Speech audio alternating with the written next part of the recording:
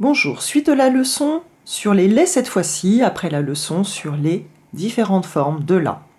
Donc premier homophone, le lait à l'apostrophe AI, nous constatons que le verbe avoir est toujours en rouge et toujours précédé du pronom personnel écrit en bleu. Donc on regarde notre phrase qui correspond à celle de tout à l'heure sur les la. Il a lu cette BD qui donnait il l'a lu.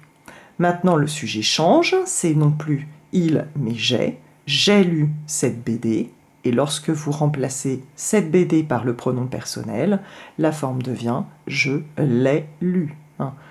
Et il ne faut pas confondre avec le second lait que vous avez au centre du tableau, lait écrit LES, qui lui désignera un pronom personnel, COD, mais pluriel, pour remplacer, comme dans la phrase « j'ai lu CBD », eh bien, un groupe nominal pluriel. Donc pour en revenir à notre exemple, je l'ai lu, vous avez toujours l'auxiliaire avoir, mais à la première personne du singulier au présent, qui vient en béquille du participe passé lu, avec lequel il forme son passé composé. Donc nous retrouverons toujours le L' suivi de l'auxiliaire avoir, mais cette fois-ci pour la première personne du singulier, et pour sa place, il sera toujours placé avant le verbe au passé composé. On pourra le remplacer par l'avait, donc la forme à l'imparfait, équivalent à la première personne du singulier.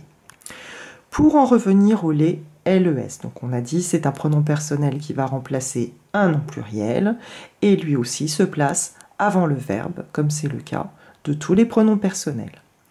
Dernière partie du tableau, encore un verbe, mais cette fois-ci il s'agira du verbe être, précédé d'un pronom personnel.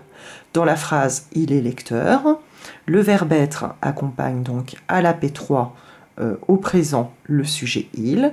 Lecteur va donc être remplacé par un pronom personnel L'. Dans la réponse « oui », il l'est, il ne faudra donc pas confondre avec le verbe avoir.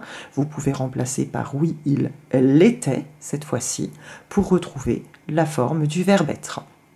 Tu es lecteur, oui, tu l'es, toujours une forme écrite avec un pronom personnel et le verbe être, mais cette fois-ci à la deuxième personne du singulier, en accord avec le sujet tu.